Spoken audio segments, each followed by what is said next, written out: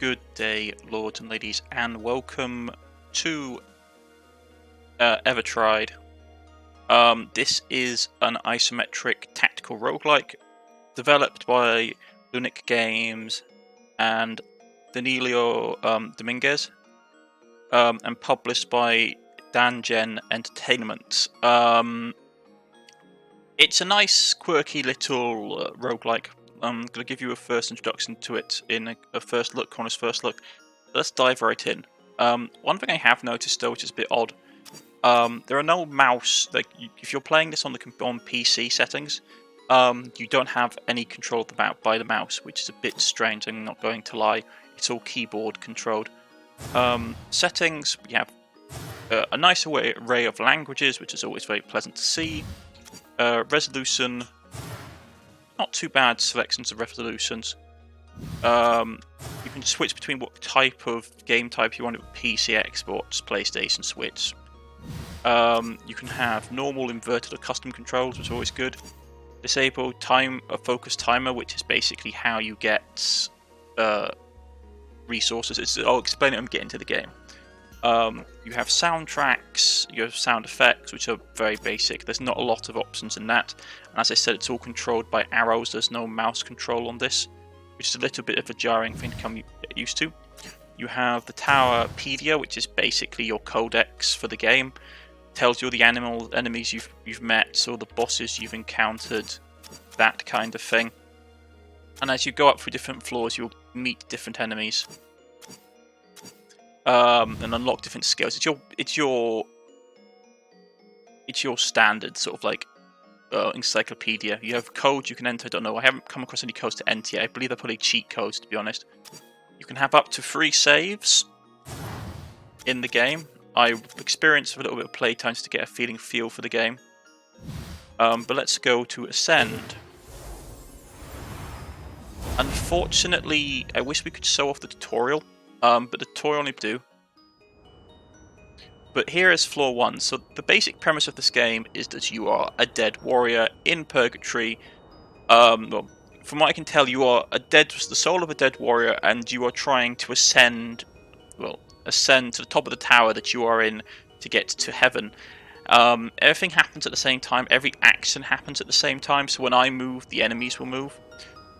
You are controlled by your AWSD keys. You have abilities. We haven't got any of those unlocked. You have a focus bar at the top, which basically is your combat calculator. I wish we could actually reset. Maybe if we can... Hold on, let me see if I can actually find the way to reset the toy. Give me 1 second. And we're back, folks. Yes, this is how you basically restart the tutorial. It took me a little second to work it out, but you have to delete all your save files for it to basically kick in. Or create a new save file, I believe. So here we go. Greetings, lost soul. Where am I? You're dead. But don't worry, I'm here to guide you. Yes, indeed, you'll see. Some souls ascend to the afterlife once their bodies die. Others go to face eternal damnation. And there are other souls which are just very hard to judge. That's why you're here.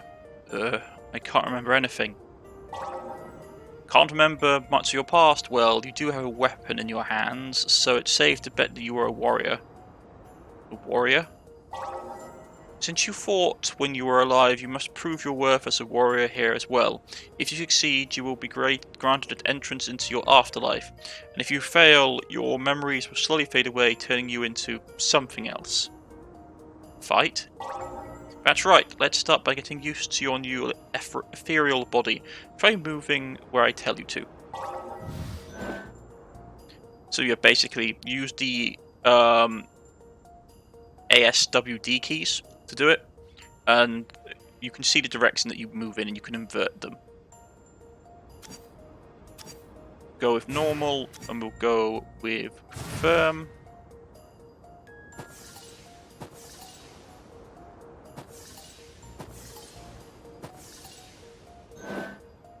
You can perform a dash across 2 tiles by holding down the left shift key while moving.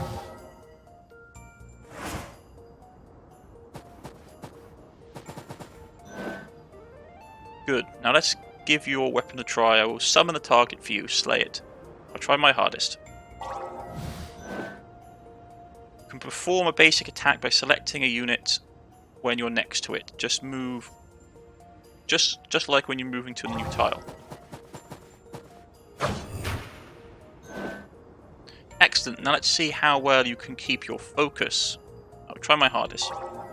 Try to stay focused during the battle and prove to me that you are a true warrior. Hitting enemies before your focus bar reaches 0 to extend the timer.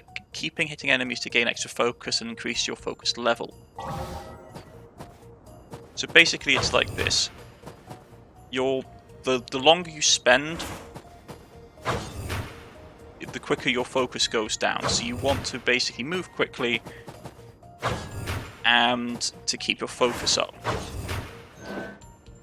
Nice work. Try not to damage your mask too much or you'll collapse. Basically, focus gives you extra resources, as it were. See you at the top. And you only have so many hit bars. Your mask is a representation of your hit bar, which they haven't really explained that. So, here we go at the start. We got 2 levels of focus. A couple of enemies on the field.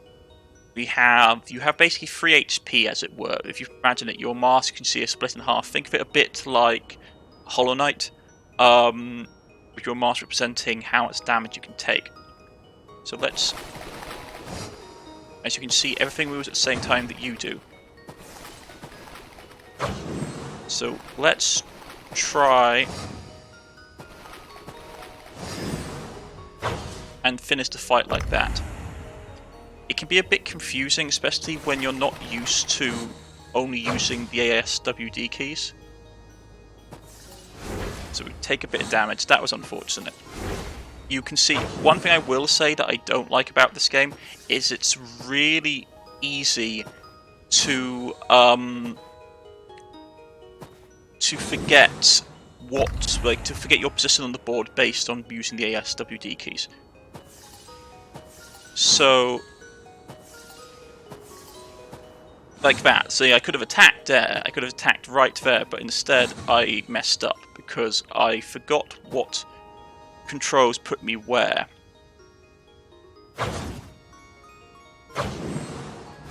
And I died. This game is quite brutal. It's like your traditional roguelike, so death is quick, and you just have to learn how to manage it. Fortunately, the restart isn't too bad. I will say, like, my biggest gripe with the game is purely, I'd rather have a mouse we could just click on the screen to tell us where to go, rather than what is basically occurring. Yeah, we took a bit of a hit, didn't want that. Because in this game it's really hard to heal.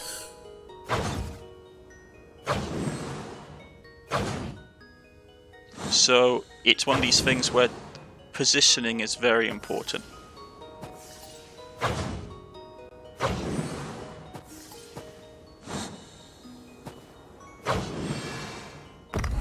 Right, fantastic.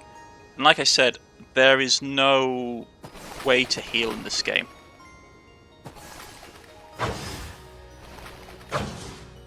And some enemies are more frustrating to fight than others. Like there. Like, we could have actually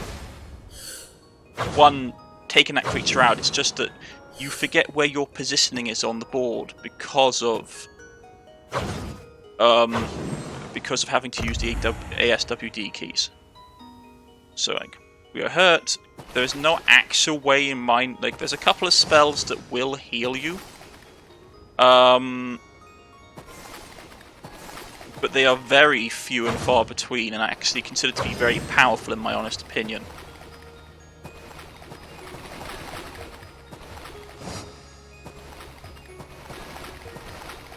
And now we're in the situation where we're losing. This is one thing I dislike about this game, is that certain enemies are very frustrating. And here you come to another feature of typical roguelike, the shop.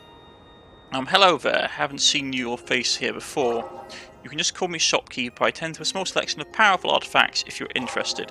I update my selects from time to time and you're free to purchase whatever you like. All I require payment are the shards left behind by souls defeated in the tower.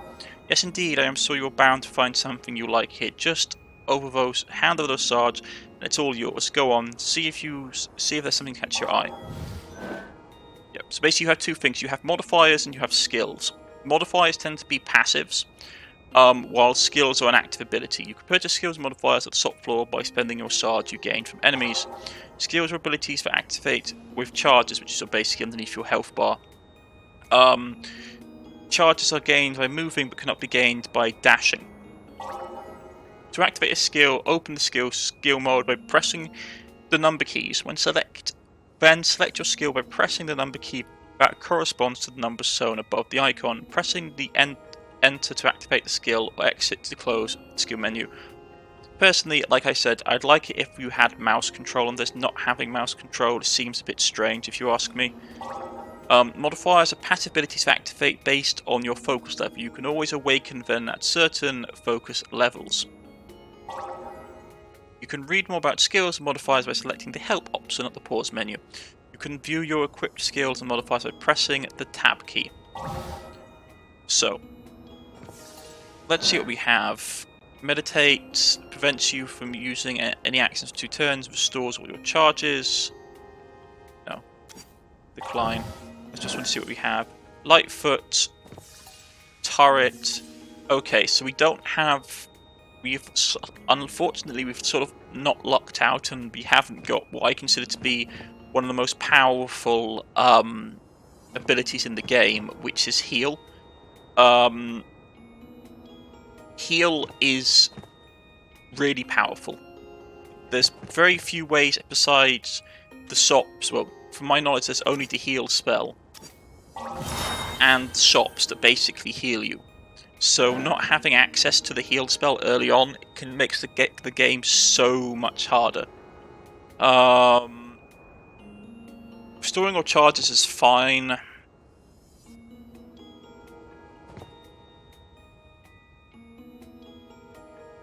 Uses 2 charges when casting a turret suit to 1 and dealing 1 damage to the first unit in that direction. I'm actually going to reroll skills.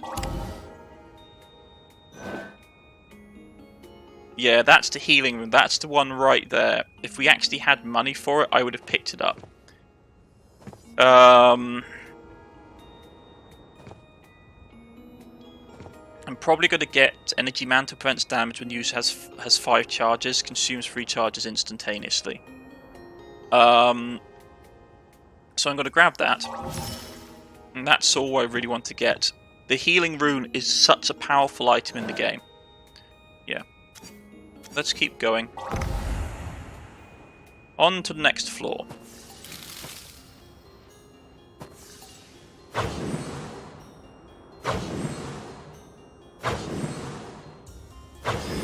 And this is a game mostly about positioning. See, like, I'm going to take damage here because I messed up.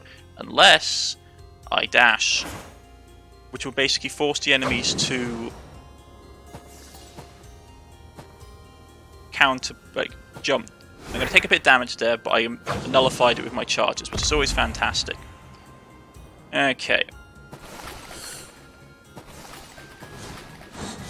Let's see if we can force the enemy into doing something stupid.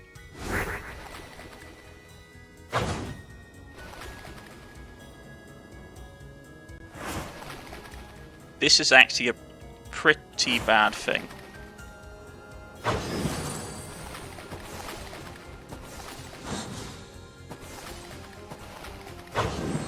This game is predominantly about placing. Unfortunately, like, the little rabbits are really frustrating to fight. My personal gripe is I hate the rabbits in this game. They leave the little smoke trails, they're finicky, and they're a pain. Now we're going to get hit twice here unless we get out of it. So we need to move. Excuse me one second, folks. Had the cough. Right.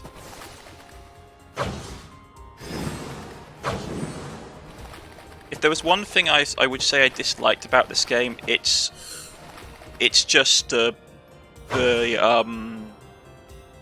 don't like the ASWD key system set up. I never have. I prefer using a mouse for these kind of games, just because it allows us a degree of flexibility. But I can understand why they have caused it to be such a thing in this system, because they are trying to make the players react quickly to a situation. Yeah, we're in the situation where we've got ourselves stuck on the wall edge. Let's see how we can get out of this. That should work. Fantastic. And here we come to the boss.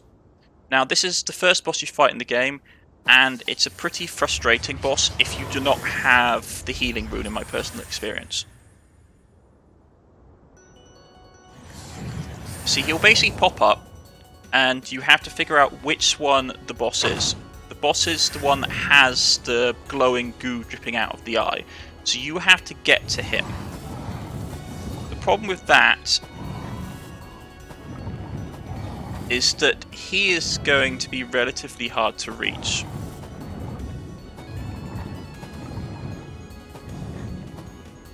So you need to basically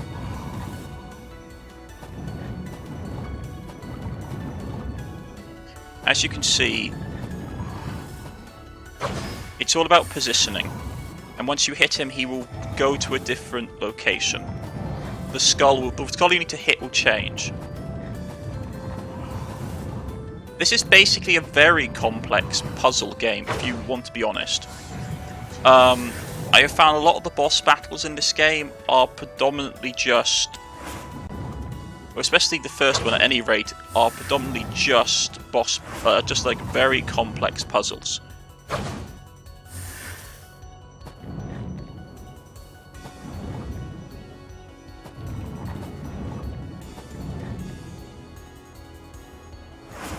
As you try and figure out the best strategy to get to where, like this boss here, like as you can see, it's all about understanding base game mechanics, which I like actually. I must admit, it's very refreshing to have. Yeah, we took a little bit of damage, but we can ignore it because we have that passive ability, which is very powerful. And there we go. We beat the boss. Once you know how he works, you get a lot of... It's relatively straightforward to beat the first boss in my experience. You can see here, relatively same looking enemies, though the terrain works differently.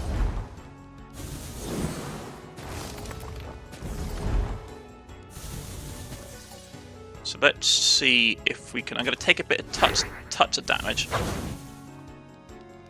Let me guess, he's going to explode. Yeah, there we go. See, some enemies work differently in this.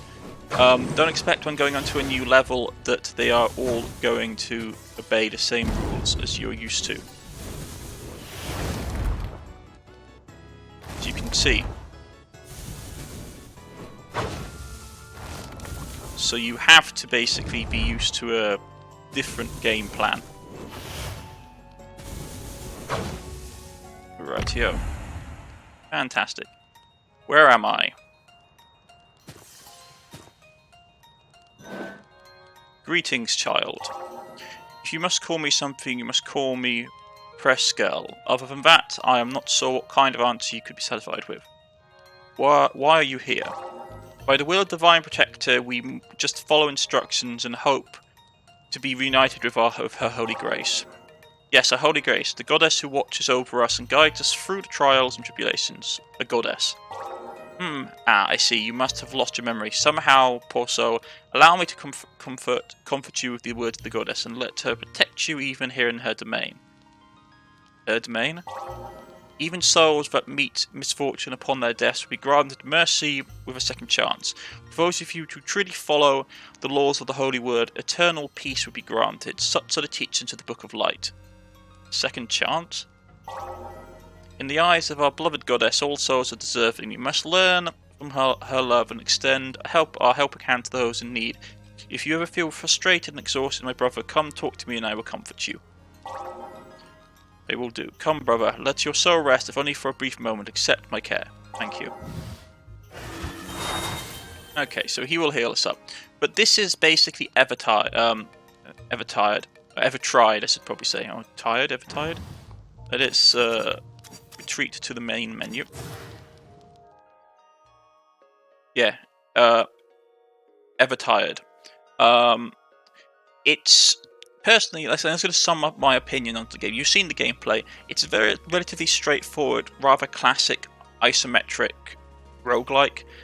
If I was going to say anything about it, I would say that personally I don't like just using the SWD keys. I'd rather be able to just use the mouse personally, because sometimes you forget which button takes you where. Besides that, it's a nice looking game. I like the art style. Doesn't seem to have like a ton of depth to it, if I'm being honest. I've messed around with a few abilities and various bits and pieces. Some abilities are definitely stronger than others. Like the healing ability in this game, I would say is if not unbalanced, then something that you need to get as soon as possible. It makes the game so much easier to have the healing rune. But overall, it's a solid little roguelike. Nothing that I can really complain about, besides, like I said, the issues with not having a mouse and just using keyboard. Besides that, if you like roguelikes and you want a game that will pass the time, it's nothing very, I will say, from my experience, it's nothing particularly like, there's no like massively deep, complex mechanics, unlike, say, a more traditional roguelike. This is a fairly straightforward, enjoyable little game, enjoyable little roguelike. If you want to spend a few hours playing through, the runs I have been told don't take very long from getting from the beginning to the end of the game. So if you want something to pass the time, this Evertried could be something that you could be interested in. Overall, yeah, it's a solid, good game. And I'm going to end my review there. I hope you've all enjoyed it. This has been Evertried. I've been Cornish-Knight, and this has been a Cornish First Look, and I shall see you all again next time. Goodbye, folks.